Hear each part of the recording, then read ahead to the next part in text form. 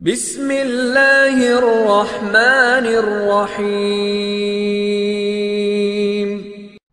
जेके पाण महीने जो पहिरियों हफ़्तो आहे इन हिसाब सां दस्तूरी गॾिजाणी चई सघूं था, पर उनजो जेको उनवान आहे उहो कोहिस्तान जूं ॿ अज़ीम शख़्सियतूं साईं रसूल बख्श दर्स साहब, सिंध जो महान कहाणीकार, एले इल्म, अदब जो रखवालो ऐं तमामु वॾो नालो कोहिस्तान जो, जंहिं कहाणियुनि जा कई मजमा लिखिया ऐं हीरन खान जे नाले सां कोहिस्तान जे शख़्सियतनि ते तमामु वॾो हुन तारीख़ी मवाद ॾिनो असांखे। ऐं ॿी असांजी शख़्सियत दुर मोहम्मद ख़ान पालारी, असांजो दोस्त सरीअ जो, तमामु ज़बरदस्त क़िस्म जो माण्हू, इंतिहाई दोस्तनि हुन ते तमामु सुठो ॻाल्हायो आहे।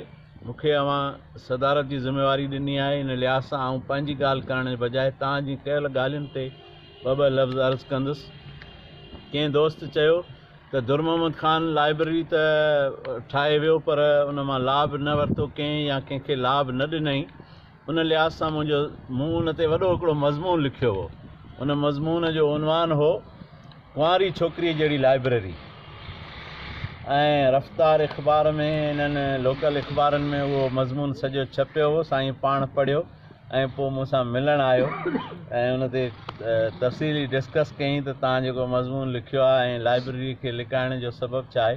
पोइ मूंखे पाण सां गॾु खयाऊं 2-3 ॾींहं। उहे ॾींहं असां वटि बि एतिरो टाइम हो, साईं जे सोबत में 2-3 ॾींहं कराची ऐं आसपास में घुमियासीं फिरियासीं, ॾाढियूं कचहरियूं अटेंड कयूंसीं, सुठनि माण्हुनि सां पाण मिलायाऊं। पोइ हिकु ॾींहुं सदर जे कंहिं किताब जे दुकान ते असां बीठा हुआसीं त साईं किताब ख़रीद कया। ऐं हैरत सां रुॻो ॾिसंदो रहियुसि, किताब वठंदा विया, लिखाईंदा विया, बिल ठहंदो वियो। आख़िर में मूं हिकिड़ी टेढी अख सां ईअं बिल ॾे निगाह खईं त 1,07,000 रुपए जा किताब हुआ, सिर्फ़ु हिकिड़े ॾींहं में ख़रीद कयल। हुनजी लाइब्रेरी का आम न हुई ऐं हुन जा किताब सस्ता न हुआ, तमामु वॾा क़ीमती मुलाहिता किताब हुआ। उन्हनि खे हुन सीने सां सांढियो हो। यकीनन इहा कैफ़ियत असां सभिनी जी आहे। हाणे कुझु ॾींहं पहिरीं हिकिड़ो दोस्त आयो, मूं वटि लफ़्ज़नि जी सिंधी इंसाइक्लोपीडिया ॾिठईं, चई हे मूंखे को आउं तफ़सीर पियो लिखां, अलाए छा पियो लिखां, मूंखे ॾियो। मूं चयो यार मुंहिंजे जिस्म मां अगरि को टुकड़ो खपेई त आउं ॾियण लाइ तयारु थींदुसि, पर पंहिंजे लाइब्रेरी मां हेॾो सारो किताबनि जो मजमू ॾियण लाइ तोखे राज़ी न थींदुसि त तूं खणी। सो असां वटि घणो करे आदत माण्हू जी इहा आहे त किताब वेही पढ़ण जे बजाए बग़ल में हणण जी कंदो आहे त साईं सुभाणे वराए थो ॾियां। उहा सुभाणे वरी कंहिं ॾिठी कान्हे का जंहिंमें किताब वापसि थियो हुजे। इन करे अहिड़ा माण्हू जिन पंहिंजे किताब खे महबूब बनायो आहे, उहे किताब ॾियण ते कॾहिं एग्री कोन थींदा आहिनि। इन जे करे हू किताब खे महफ़ूज़ रखंदा आहिनि। बहरहाल आउं तव्हांखे ज़ाती तजुर्बो, ज़ाती मालूमात थो ॿुधायां त जॾहिं असां चंद ॾींहं पहिरीं साईं रसूल बख्श जे मढ़ सां गॾु हलियासीं पे, त उते कंहिं दोस्त ॿुधायो त साईं दुर मोहम्मद ख़ान पालारी साहिबु असां खां लाइब्रेरी जो इफ़्तिताह करण जे लाइ टाइम घुरियो हो। वॾियूं इल्मी शख़्सियतूं हुयूं, उन्हनि चयो त साईं असां वटि आयो हो त असांखे टाइम ॾियो त आउं लाइब्रेरी ऐं आवाम जे लाइ, माना इहा हुन ॻाल्हि कई मूंसां। ऐं सिंध जो तमामु वॾो एले इल्म, वॾो मोतबर क़िस्म जो माण्हू आहे, केतिरनि किताबनि जो लेखक आहे, जंहिं इहा ॻाल्हि मूंसां कई त हुनजो इहो इरादो हो। अॻ में छा आहे त हुन वटि घर में लाइब्रेरी हुई ऐं उन अंदाज़ सां हुई जो हुनखे आम पब्लिक जे लाइ खोले न पियो सघिजे। पर हाणे हुन पंहिंजे ज़िंदगी जे इन ख्वाब खे क़रीब में पूरो थींदे ॾिठो हो त हू लाइब्रेरी खे पब्लिक जे लाइ आम करे। पर ज़िंदगी कॾहिं कॾहिं माण्हू जो अहिड़नि मौक़नि ते साथ न ॾींदी आहे जंहिं ते कंहिंजो बि वस कोन थो हली सघे। सो बहरहाल इहे असांजियूं शख़्सियतूं हुयूं। ॻाल्हि इहा आहे त सिंधी अदबी संगत जी जेका शाख हाणे बुला खान में क़ाइमु थी आहे, इहा हिकिड़ी इन शइ खे तव्हां मामूली न सम्झो। इन में सभु दोस्त जेके बि एले इल्म आयो, उहे अदीब हुजनि, उहे शाइर हुजनि, उहे सुगड़ हुजनि, उहे फ़नकार हुजनि, उहे कहिड़े बि लिहाज़ सां एले इल्म हुजनि, उहे उन्हनि जा मेंबर थियनि। ऐं जेके प्रेस क्लब जा दोस्त ऐं समाजी तंज़ीमनि जा दोस्त आहिनि, उहे उन्हनि जा सहकारी ऐं मावनीन थियनि। इहो हिकिड़ो अहिड़ो सिंध जो मज़बूत इदारो आहे, जंहिं इदारे वॾे में वॾो मकतबु आहे, जंहिं मां सिंध खे हज़ारें अदीब मिलिया, हज़ारें शाइर मिलिया। हिन वक़्तु सिंध में तव्हां जेके बि अज़ीम एले इल्म ॾिसो था, मौरिख़, मुहक़िक़, लेखक, शाइर, सुगड़, अदीब, उन्हनि मां अक्सरियत वॾे में वॾो अंग जेको आहे सिंधी अदबी संगत जो तयारु कयल अथव। ऐं सिंधी अदबी संगत हिकिड़ो अहिड़ो तव्हांखे असां बि पंहिंजे ज़िंदगी जे आख़िरी पोज़ीशन में था पाण खे ॾिसूं। इन्हनि हालनि में इहो हिकिड़ो अहिड़ो ॿूटो तव्हांखे पोखे ॾेई था वञूं, इंशाअल्लाह अल्लाह जे ज़ात मां उमेद था रखूं त अहिड़े इल्मु अदब जा शौक़ीन दोस्त जेकॾहिं इन शाख खे पंहिंजी शाख सम्झंदा, ही बिल्कुलु गैर सियासी, गैर मज़हबी, गैर इख़्तिलाफ़ी हिकिड़ी अहिड़ी ख़ालिस अदबी तंज़ीम आहे जंहिंमें सिर्फ़ु अदब जी ॻाल्हि थींदी, ॿी का बि इख़्तिलाफ़ जी, कंहिं फ़िरके जी, कंहिं फंदे जी, कंहिं गुरू बंदी जी, कंहिं सियासत जी ॻाल्हि हिन में थियणी ई न आहे। जेकॾहिं को करे थो त उहा सिंधी अदबी संगत जे मंशूर जी ख़िलाफ़ वर्ज़ी हूंदी, उनजे ख़िलाफ़ एक्शन थियणु घुरिजे, माना उनखे का बि अहिड़े क़िस्म जी इजाज़त हिन प्लेटफार्म तां न हूंदी। त ही ख़ालिस अदबी प्लेटफार्म आहे, इनखे तव्हां पंहिंजो सम्झो।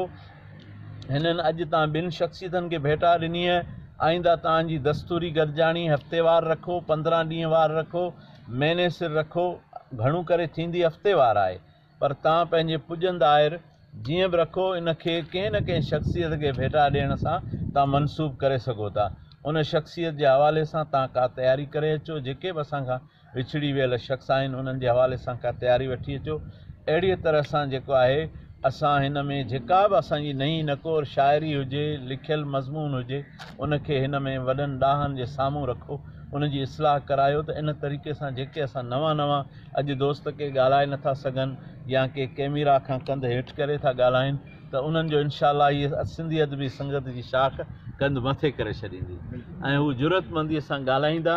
ऐं इनशाअल्लाह उमेदु आहे अल्लाह जे ज़ात में त हितां कोहिस्तान जे धरतीअ मां वॾा फ़नकार त थी गुज़रिया आहिनि, भगत चेऊंमल, भगत नारूमल ऐं ॿिया, मुंहिंजो मामू हुयो विक्यो भगत, मुंहिंजो शाइर आहे भाउ टेकचंद मौलाई, ऐं कई फ़नकार, चाचो तालिब पालारी, तमामु कोहिस्तान जो वॾो फ़नकार हो, मोरे जो बादशाह हो, ऐं अहिड़ा कई शख़्सियतूं असांजे कोहिस्तान जे धरतीअ ते नामवर थी गुज़रिया आहिनि। पर इंशाअल्लाह हिन सिंधी अदबी संगत जे शाख जे ज़रिए सां हितां इंशाअल्लाह वॾा अदीब, वॾा लेखक, वॾा स्कॉलर, वॾा दानिश्वर बि पैदा थींदा। रसूल बख्श दर्स तमामु वॾो दानिश्वर हो, इन में को शक कोन्हे। साईं GM सैयद साहब जो इंतिहाई क़रीबी नज़रियाती माण्हू हो, वफ़ादार माण्हू हो, मरण घड़ीअ ताईं पंहिंजे सोच में, पंहिंजे फ़िक्र में अटल रहियो तमामु। पर हुन जी गुफ़्तगू तमामु इख़लाक़ी तरीक़े सां रही, कॾहिं बि हुन का अहिड़ी ॿोली अणवणंदड़ ॿोली इस्तेमालु न कई, हुन जो इल्मी अंदाज़ रहियो। साईं दुरमोहम्मद ख़ान पालारी त एतिरो इल्म जे गहराईअ में वियल हो, पर उन जे बावजूद बि हुन कोहिस्तान जे ख़ामोश दुनिया में पंहिंजी तहरीक जेका आहे उहा ख़ामोशवारीअ दुनिया में हलाई। पंहिंजे माठ मिठीअ में पंहिंजे बचनि ताईं बि हुन ज़रूरु शऊर मुंतक़िल कयो आहे। असांखे हुन जा बचड़ा जेके आहिनि उहे पढ़िया लिखिया, सुजाॻ ऐं सुधरियल नज़र अचनि था, माशाअल्लाह इल्म सां, एले इल्म सां, अदब सां लाॻापियल नज़र अचनि था। असां उन्हनि मां इहा उमेद था भायूं त इनशाअल्लाह हू पंहिंजे पीउ जे इन इल्मी वरसे खे ज़रूरु आबियारी कंदा ऐं इहो बाग़ जेको हुनजो पोखियल आहे उनजी आबियारी कंदा, उनखे फैलाईंदा। पाण हिन बाग़ खे बि संभालींदासीं। सिंधी अदबी संगत जे शाख जे सिलसिले खे तव्हां खणो, इनखे मामूली न सम्झो। ऐं हीअ जेको गॾिजाणीअ में हिन में हूंदा ई पढ़ियल लिखियल माण्हू आहिनि, हीअ को आम जलसे जी शिकिल न हूंदी आहे हिन गॾिजाणी जी। जीअं अॼु थी आहे सिंधी अदबी संगत शाख जो प्रोग्राम ईअं ई हूंदो आहे, शाइर, सुघड़, लेखक ऐं उन सां ख़ुसूसी दिलचस्पी रखंदड़ माण्हू, लाॻापो रखंदड़ माण्हू ऐं लॻाव रखंदड़ माण्हू जेके आहिनि उहे गॾु थींदा ऐं उहे पंहिंजा राया, पंहिंजा मशवरा, पंहिंजी शाइरी, पंहिंजो मज़मून सभु शयूं पेश करे उनजी इस्लाह कराईंदा। मूंखे उमेदु आहे तव्हां इनशाअल्लाह इन्हनि शख़्सियतनि जा अञा बि सिलसिला थींदा। वॾे पैमाने ते बि असांजो प्रोग्राम आहे, पर हींअर जेको आहे किरोना जे वबा जे करे SOP ते अमल कंदे असां वॾा प्रोग्राम न पिया कयूं।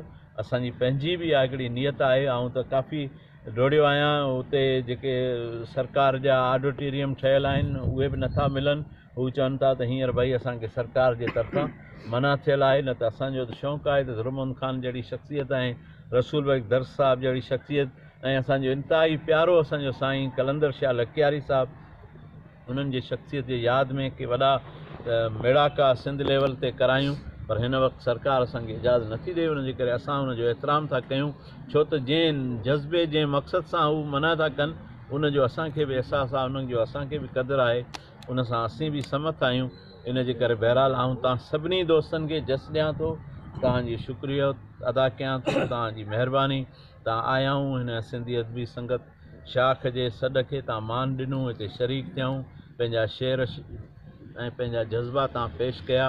उमेद था कयूं त इनशाला अॻिते बि पंहिंजो इहो साथ रहंदो।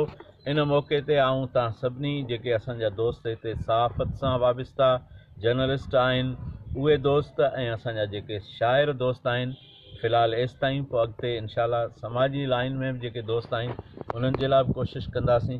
ही नए साल जी सूखड़ी आहे, डायरी ऐं कैलेंडर, उहो तव्हांखे सूखड़ी तौरु ॾियूं था पिया अॼु इनशाला। ऐं अॻिते बि पाण जेको आहे पंहिंजे साथ सां सहकार सां मोहबतनि जो इहो वर्चाव ऐं वर्ताव जेको आहे इहो असां जारी रखंदासीं। तव्हां सभिनी जी वॾी महिरबानी, तव्हांजे लाइ खिलाए।